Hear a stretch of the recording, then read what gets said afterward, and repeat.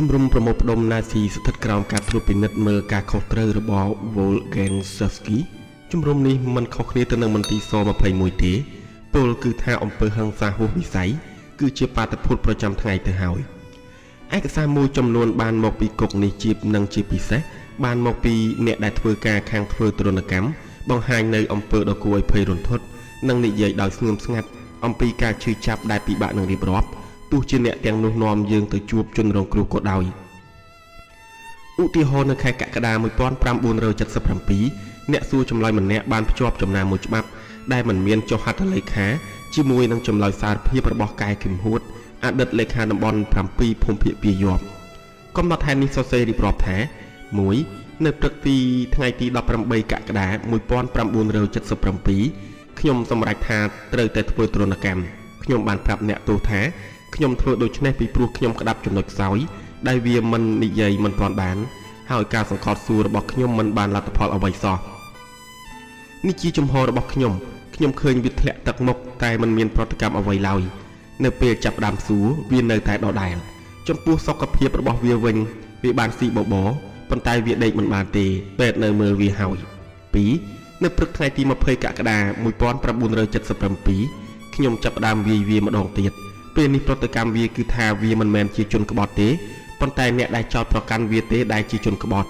សុខភាពវានៅមិនទាន់រឹងប៉ឹងទេប៉ុន្តែមិនមែនជារឿងធ្ងន់ធ្ងរអ្វីទេល្ងាចនឹងយប់ថ្ងៃទី21កក្កដាឆ្នាំ77ខ្ញុំសង្កត់សួរវាម្ដងទៀតដោយប្រើខ្សែភ្លើងនិងលាមកវាស្រែកថាពួកឯងវាយអញឲ្យងាប់តែម្ដងទៅគេឲ្យវាស៊ីអាច2-3ស្លាបព្រាហើយក្រោយមកទើបវាឆ្លើយពីឈ្មោះហ៊ីងជើវ៉ាឡាក់នឹងឡាក់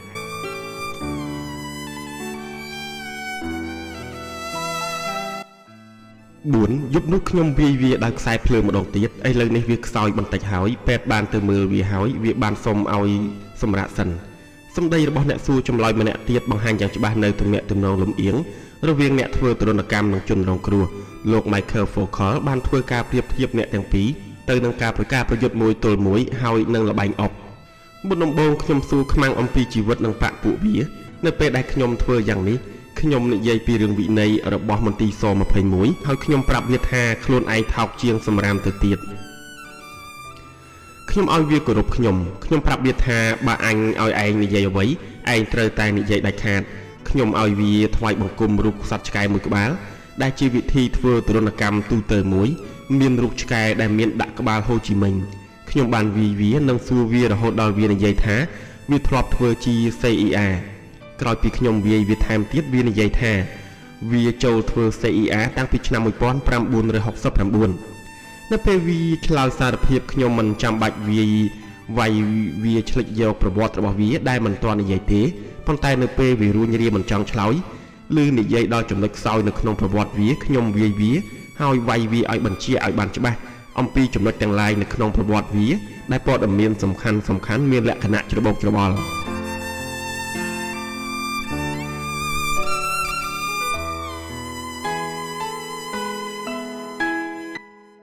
យើងគ្មានពាក្យពេចន៍អ្វីនឹងថ្លែងទេនៅពេលជួបឯកសារនិងរូបថតដ៏គួរឲ្យរន្ធត់បែបនេះនៅមន្ទីរស21ពិតណាស់សង្ឃអាមេរីអ៊ីវ៉ាលីទីនដានីយ៉ែលនិងអេឡែនស្ការីបានបញ្ជាក់ដោយប្រើពាក្យយ៉ាងប៉ិនប្រសប់ថាបទពិសោធន៍ធ្វើទរណកម្មមិនអាចរកពាក្យអ្វីមកនិយាយបានទេស្ការីថែមទាំងលើកឡើងថាការឈឺចាប់បានលុបបំបាត់ភាសាប្រហែលជាយ៉ាងនេះហើយបានជាគ្មាននិយមន័យច្បាស់លាស់សម្រាប់ពាក្យទរណកម្មបើដូច្នេះមែនហេតុអ្វីបានជាអ្នកនិពន្ធជាច្រើននៅតែបន្តព្យាយាមសរសេរអំពីពាក្យទរណកម្មនេះទៀតហេតុអ្វីបានជាយើងគួរសរសេររឿងនេះការឈឺចាប់មិនអាចយកមកសរសេរឲ្យបានល្អអាមេរីបានកត់សម្គាល់ថាទរណកម្មពិតជាព្រឹត្តិការណ៍ដ៏គួរឲ្យរន្ធត់បំផុតដែលមនុស្សលោកអាចរក្សានៅក្នុងខ្លួនគេផ្ទាល់លោកបន្ថែមទៀតថាសម្រាប់ឈឺចាប់ពិបាកនឹងយកភាសាមកប្រើណាស់ទោះបីជាប្រហែលមកពីយ៉ាងនេះហើយបានជាអ្នកនិពន្ធក៏ដូចជាអ្នកអានហ៊ានរហូតដល់ប្រើប្រធានបទដែលអាក្រក់គួរឲ្យខ្លាចគួរឲ្យចាប់អារម្មណ៍និងមិនអាចនិយាយចេញយើងអាចមានអារម្មណ៍ធ្លាក់ថ្លើមក្តុកនៅពេលគិតដល់ការធ្វើទរណកម្មនៅមន្ទីរស21តាមរយៈការមើលរូបថតនិងបើកឯកសារមើលម្ដងមួយសន្លឹកនោះតាមគំនិតដែលទទួលបាននេះនាំឲ្យមានការមមីថាអំពើទូរយុទ្ធទាំងអស់ដែលរាលដាលនៅសម័យកម្ពុជាប្រជាធិបតេយ្យគឺមិនខុសពីទស្សនវិជ្ជានៅក្នុងគុកនេះទេពេលមើលរូបថតគ្រប់សន្លឹកនិងចម្លើយសារភាពទាំងអស់ធ្វើឲ្យយើងដឹងពីវាសនារបស់អ្នកទោស យើងប្រទេសការពិពណ៌នាអំពីអំពើឃោឃៅនិងអង្គហេតុនៃការស្លាប់ជាបន្តបន្ទាប់នៅពេលជាមួយគ្នានេះដែរយើងមិនបានឃើញអ្វីដែលកើតឡើងពិតប្រាកដចំពោះចិត្តគំនិតនិងរាងកាយរបស់ជនរងគ្រោះនិងបុគ្គលិកលក្ខណៈរបស់ជនដៃដល់ឡើយអ្វីដែលបានកើតឡើងគឺវាជារឿងអាក្រក់ដ៏គួរឲ្យខ្លាចណាស់ប៉ុន្តែការនេះកើតឡើងចំពោះមនុស្សផ្សេងទៀតយូរណាស់មកហើយយើងគិតថាអំពើអាក្រក់គ្មានសិលធម៌មានកើតឡើងនៅកន្លែងផ្សេងទៀតបញ្ហានៃការសិក្សាអំពីទរណកម្មការសិក្សារបស់យើងអំពីទរណកម្មនៅមន្ទីរស21មានកម្រិតដោយសារតែយើងមិនបាននៅចិត្តអ្វីដែលបានកាត់ឡើងកន្លងមកនឹងប្រភពឯកសារមិនសូវសម្បូរតាក់ទងនឹងប្រធានបទនេះចាប់តាំងពីដើមទសវត្សរ៍ឆ្នាំ1980មានតែអ្នកនៅរស់រានមានជីវិតពីមន្ទីរស21 3នាក់ប៉ុណ្ណោះដែលបាននិយាយយ៉ាងពិស្ដារអំពីអ្វីដែលខ្លួនបានជួបប្រទះសក្ខីកម្មរបស់ជនរងគ្រោះដែលមានវាសនារួចពីសេចក្តីស្លាប់ទាំងនេះពិតជាមានតម្លៃនិងនិយាយចេញពីដួងចិត្តពិតប៉ុន្តែរឿងរ៉ាវដែលនិយាយចេញមកនេះមកមានកម្រិតដែលបានមកពីការឃោសនានៅទសវត្សរ៍ឆ្នាំ1980បានមកពីកិច្ចសម្ភាសន៍ដែលសោះកក្រោះនិងបានមកពីការចងចាំស្រពេចស្រពិលរបស់ខ្លួនដែលជួបប្រទះព្រឹត្តិការណ៍យូរមកហើយមិនតែប៉ុណ្ណោះសោតអ្នកទាំងនេះមិនអាចได้รับអំពីលក្ខខណ្ឌនៅក្នុងគុកឆ្នាំ1976ពលគឺមុនពេលដែលត្រូវបានគេចាប់ខ្លួនឡើយ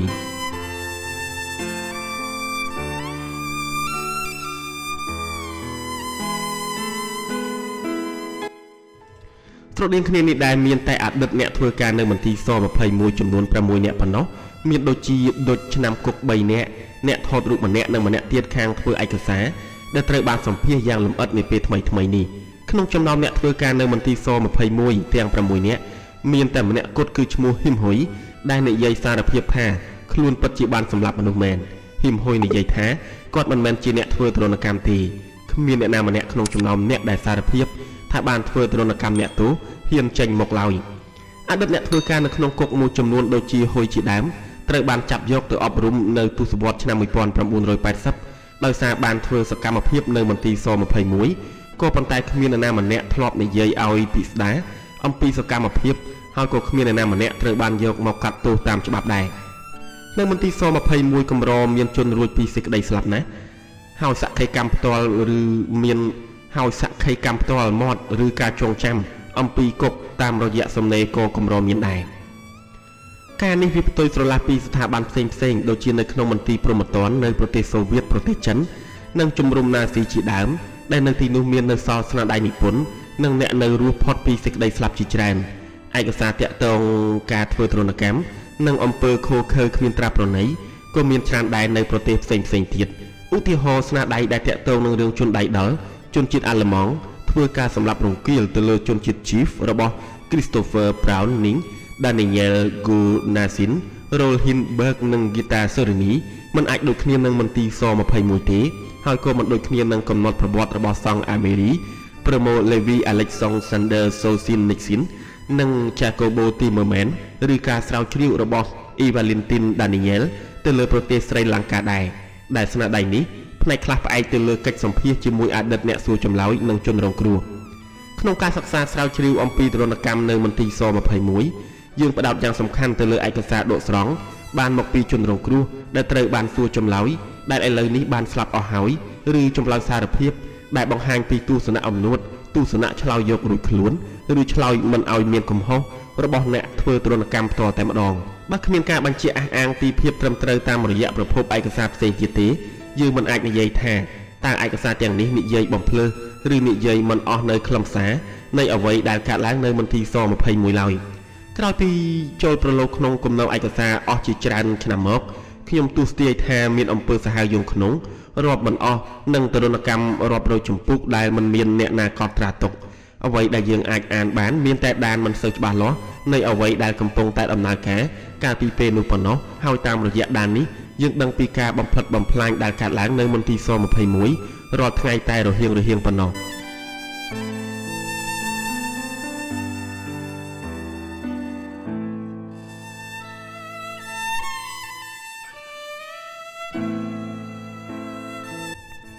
ទោះបីជាមានឧបសគ្គទាំងអស់នេះយ៉ាងណាក៏ដោយក៏ការធ្វើទរណកម្មនិងអំពើឃោឃៅមានសារៈសំខាន់ណាស់ចំពោះមន្ទីរស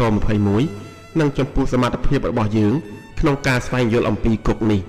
យើងចាំបាច់ត្រូវបានបង្កើតដំណើរតាក់ទង ในการស្រង់បានជាចម្លើយសារភាពនេះយើងត្រូវបានស្វែងយល់ពីការគិតរបស់អ្នកគ្រប់គ្រងគុកនិងយល់ពីហេតុផលដែលនាំឲ្យអ្នកទាំងនោះប្រើទរណកម្មសំខាន់បំផុតដោយដែល Alexander Hinton បានស្នើដែរថាយើងត្រូវធ្វើឲ្យមានមនុស្សធម៌ឡើងវិញ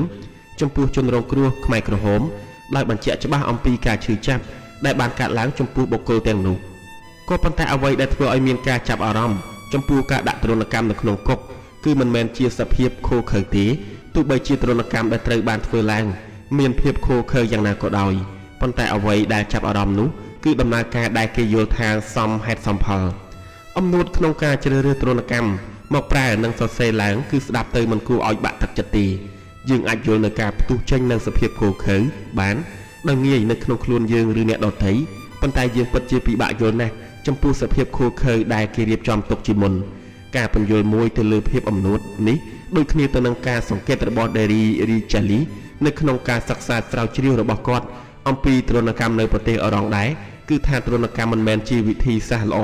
ណានោះទេក្នុងការចម្រិតយកផុសតាំងនិងចម្លើយសារភាពជាក់លាក់ហើយក៏មិនមែនជាទម្រង់នៃការសប្បាយដោយបានធ្វើបាបគេដែរ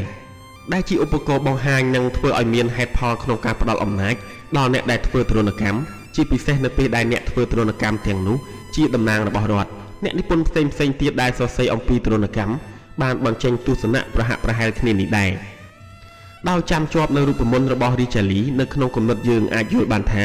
ទរណកម្មនៅមន្ទីរស21គឺមិនមែនត្រឹមតែជារឿងរបស់យុវជនយុវនារីដែលបង្ខំឆន្ទៈខ្លួនដាក់ទៅលើអ្នកទោសដែលគ្មានការការពារខ្លួនទាល់តែសោះនោះទេទោះជាគេបានធ្វើជារឿយៗក៏ដោយចុះហើយក៏មិនមែនជាការពង្រីកឲ្យកាន់តែវែង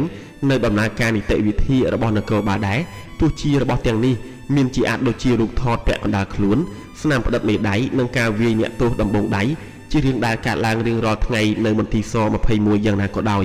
តែផ្ទុយទៅវិញទរណកម្មនៅមន្ទីរស21ត្រូវបានធ្វើឡើងដោយចេតនានិងបង្ខំការវាយដំនិងធ្វើទរណកម្មគឺពិតជាគ្មានមេត្តាប៉ុន្តែទរណកម្មជាទូទៅត្រូវមានការអនុញ្ញាតពីសំណាក់មេជាមុនសិនទើបអាចធ្វើទៅបានតែមេនៅពីលើជួនកាលក៏មិនអនុញ្ញាតឲ្យធ្វើទរណកម្មដែរអ្នកសួរចម្លើយដែលប្រើទរណកម្មហួសហេតុទរណកម្មដែលធ្វើឲ្យអ្នកទោសស្លាប់មុនពេលបញ្ចប់ចម្លើយសារភាពរបស់ខ្លួនចប់ចុងចប់ដើមបានទិទានខ្លួនឯងនៅក្នុងការប្រជុំស្វ័យទិទានហើយមានពេលខ្លះអ្នកដែលធ្វើខុសត្រូវបានផ្ដោតទានទោសទៀតផង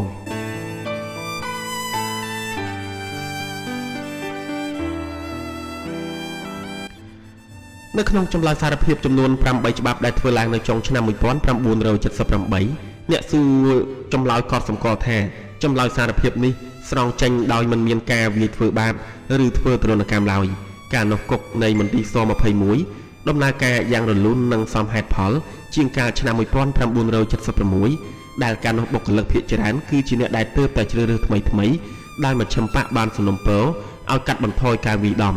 នៅឆ្នាំ1977និង1978នៅក្នុងការសួរចម្លើយមួយចំនួនអ្នកសួរចម្លើយបានចាប់ធ្វើទរណកម្មជាមុនលើកលែងតែគ្រប់គ្រងខ្លួនឯងមិនបានប៉ុណ្ណោះហើយវាយម្ដងទៀតនៅពេលអ្នកទោសមានការប្រឆាំងមានះនិងក្នុងករណីដែលស្មុគស្មាញទរណកម្មជាឧបករណ៍មួយយ៉ាងជាវិធីចុងក្រោយជាផ្នែកទាំងស្រុងនៃអ្វីដែលហៅថាការស្វែងរកការពិតតាមរបៀបផ្ដាច់ការអ្នកសួរចម្លើយដែលធ្វើទរណកម្មគេយល់ថាវាជាការងាយណាស់គ្រាន់តែធ្វើតាមគេបញ្ជាជាពិសេសនៅពេលដែលជីវិតរបស់ខ្លួនស្ថិតនៅក្នុងគ្រោះថ្នាក់ជានិច្ចនោះតាមដែលយើងអាចនិយាយបានគឺថាអ្នកទាំងនោះមិនសូវមានការសោកស្ដាយចំពោះអំពើរបស់ខ្លួនប៉ុន្មានទេការដាក់កម្រិតឲ្យធ្វើទរណកម្មត្រូវបានកំណត់ឡើងមិនមែនដោយការមិនគោរពចំពោះជនរងគ្រោះទេហើយក៏មិនមែនដោយសារអ្នកគ្រប់គ្រងយល់ថាការធ្វើបែបនេះមិនល្អដែរប៉ុន្តែគឺដោយសារវាមានទំនាក់ទំនងជាមួយនឹងការសួរចម្លើយមួយផ្នែកផ្សេងទៀតពលគឺការធ្វើនយោបាយដែលមានន័យស្មើនឹងការពន្យល់អំពីនយោបាយរបស់បកដល់អ្នកទោសនិងការដកស្រង់ចម្លើយសារភាពគេគិតថាការលាយបញ្ចូលគ្នារវាងទរណកម្ម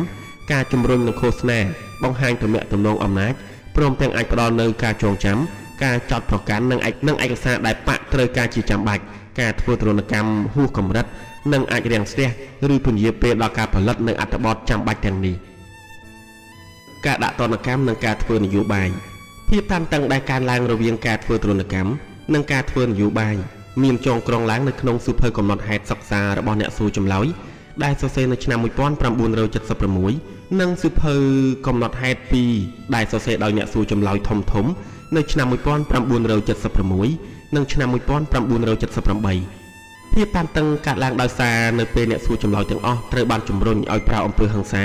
ក្នុងចំណោមអ្នកសួរចម្លើយទាំងអស់មានតែមួយចំនួនតូចប៉ុណ្ណោះដែលបានរៀនសូត្រអំពីនយោបាយឬការសួរចម្លើយសៀវភៅកំណត់ហេតុសរសេរថាទរណកម្មជារឿងទី2បន្តបន្សំនិងបំពេញបន្ថែមនយោបាយប៉ុន្តែសៀវភៅនេះសរសេរបន្ថែមថាការធ្វើនយោបាយតែមួយមុខក៏មិនទាន់គ្រប់គ្រាន់ដែរគឺត្រូវប្រើអំពើហិង្សាជានិច្ចយកនយោបាយជាមូលដ្ឋានឆ្លិចស៊ូឲ្យបានរួចហើយសឹមធ្វើទរណកម្ម2ឆ្នាំក្រោយមកសៀវភៅកំណត់ហេតុដ៏សំខាន់របស់អ្នកសួរចម្លើយនេះបញ្ជាក់ពីការធ្វើឲ្យអាម៉ាស់មុខគឺជាផ្នែកមួយនៃការធ្វើនយោបាយហើយសរសេរទៀតថាវាយតែមួយមុខមិនគ្រប់គ្រាន់ទេប៉ុន្តែវាយនយោបាយគឺសំខាន់អ្នកទោសនៅមន្ទីរស21ត្រូវបានធ្វើឲ្យបាត់បង់តម្លៃជាមនុស្សតាំងពីពេលចូលខ្លួនមកដល់កន្លែងនេះដំបូងម្ល៉េះអ្នកទោសដែលត្រូវចងបិទមុខចិត្តនិងដាក់ខ្នោះត្រូវបានទាញទម្លាក់ពីឡានជាទូទៅនៅពេលយប់អ្នកទោសត្រូវបានទាត់ច្រានឲ្យដើរទៅមុខនិងវាយដំច្រំធាក់នៅពេលបណ្ដាលចូលទៅក្នុងដើម្បីធ្វើឯកសារនិងថតរូបដោយបណ្ណាតរំលឹកឡើងវិញថាអ្នកទោសទៅដល់កន្លែងមួយដែលអាក្រក់ជាងឋានប្រែតនរកទៅទៀតវាយនឹងធ្វើទរណកម្មខុសគ្នានៅត្រង់ការប្រើអាវុធគ្រឿងម៉ាស៊ីនឬការធ្វើឲ្យអាម៉ាស់មុខ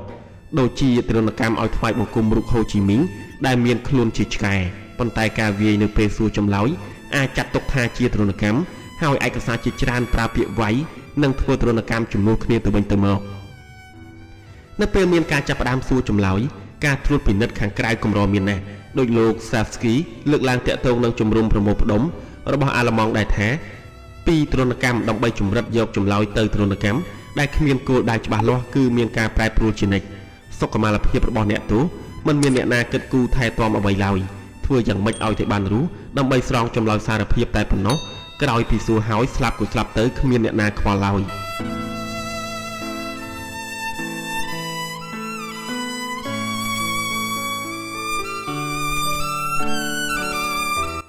អំពើហិង្សានិងការសប្បាយដោយបានធ្វើបាបគេការសួរចម្លើយត្រូវបានបញ្ឈប់រឹតបន្តឹងឬផ្អាកយ៉ាងណានោះគឺវាស្រេចតែប្រធានក្រុមសួរចម្លើយតែប៉ុណ្ណោះចំណែកឯអ្នកធ្វើទរណកម្មវិញប្រើដៃប្រើអាវុធថ្មីឬយកអ្នកទោសទៅបន្ទប់របស់ខ្លួនតែម្ដងប្រសិនបើវាយឬសួរចម្លើយហើយចេញជាចម្លើយសារភាពវាមិនថ្មីទេប៉ុន្តែបើធ្វើទរណកម្មខ្លាំងហើយនៅតែមិនចេញទៀតនោះជាបញ្ហាធំមែនទែនអ្នកទោសខ្លះត្រូវបានសួរចម្លើយរៀងរាល់ថ្ងៃទុនច័ន្ទជាអ្នកដែលមានវាសនាចាក់ផុតពីសេចក្តីស្លាប់បានរំលឹកឡើងវិញថាខ្លួនទទួលរងការវាយដំច្រំធាក់ហើយជួនកាលរងទរណកម្មរហូតដល់26ថ្ងៃនៅក្នុងជួរជនរងគ្រោះដោយសារទរណកម្មច្រើនតែស្លាប់អ្នកគ្រប់គ្រងគុកមិនមានការបារម្ភអ្វីឡើយអ្នកទោសណាស្លាប់ក៏ស្លាប់ទៅឲ្យតែបានចម្រិតយកចម្លើយសារភាពរួចហើយប៉ុន្តែប្រសិនបើអ្នកទោសស្លាប់មុនពេលស្រង់ចម្លើយសារភាពអ្នកសួរចម្លើយច្រើនទៅត្រូវបានសង្ស័យថាជាអ្នកធ្វើវិធាននាអ្នកសួរចម្លើយជាច្រើនដែលជាប់ឃុំនៅមន្ទីរស21បានសារភាពថាខ្លួនធ្លាប់ធ្វើឲ្យអ្នកទោសស្លាប់នៅពេលសួរចម្លើយហើយឆ្មាំពីរអ្នកទៀតក៏និយាយដូចគ្នានេះដែរប៉ុន្តែភាគច្រើននៅតែមិនច្បាស់នៅឡើយថាតើនេះជាកំហុសមួយក្នុងចំណោមកំហុសនានាដែលនាំឲ្យអ្នកសួរចម្លើយនឹងឆ្មាំត្រូវចាប់ខ្លួនឬថាកំហុសនេះចេញពីការវាយតម្លៃលើសកម្មភាពរបស់អ្នកទាំងនេះកាលពីអតីតកាលដែលទើបតែកន្លងទៅឬក៏យ៉ាងណា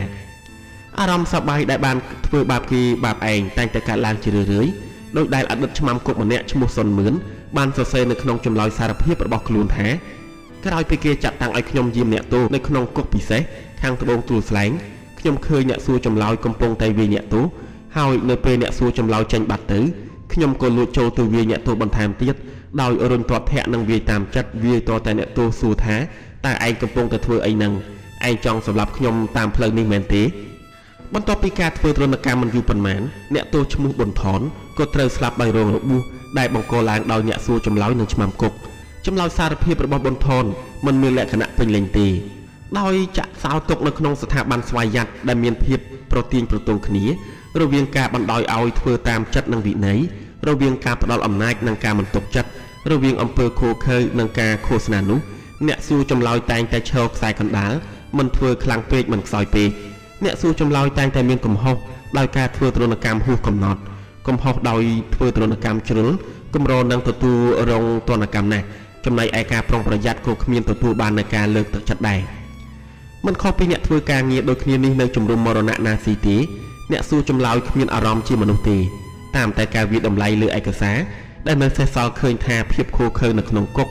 គឺជាភាពខូខើដែលគ្មានមនោសញ្ចេតនាដោយដែលរ៉ែនដល់កូលីនបានហៅដែរដែលក្នុងនោះប្រភពនៃភាពខូខើគឺគ្រាន់តែជាឧបករណ៍ឬឧបសគ្គមួយប៉ុណ្ណោះចំណែកឯការឈឺចាប់ដែលកូលីនបានទទួលរងគ្រោះដែលជាហេតុការណ៍កើតឡើងដោយចៃដន្យសម្រាប់បំណងផ្សេងទៀតដែលជាទូទៅគ្មានអ្នកណាដឹងឮឡើយឧទាហរណ៍ជាក់ស្ដែងបង្ហាញពីភាពខូខើគឺចំណារបស់ប៉ុនផ្ញើទៅកាន់ដុចក្រោយពីធ្វើការសួរចម្លើយដ៏ធ្ងន់ធ្ងររួចអ្នកទោសមានឈ្មោះថាកែវមាសជាអតីតសមាជិកគណៈកម្មាធិការមជ្ឈិមប៉ុនបានសរសេរថានៅយប់ថ្ងៃទី26ខែកញ្ញាឆ្នាំ1976ក្រោយពីសម្លុតអ្នកទោសពី3ម៉ាត់ហើយខ្ញុំក៏ដោះអាវវាចេញនិងដាក់ខ្នោះវាដោយដាក់ដៃទៅក្រោយខ្នោះនេះដោះចេញតែនៅពេលបាយប៉ុណ្ណោះមិនឲ្យវាដេកលក់ហើយឲ្យមូសខាំវា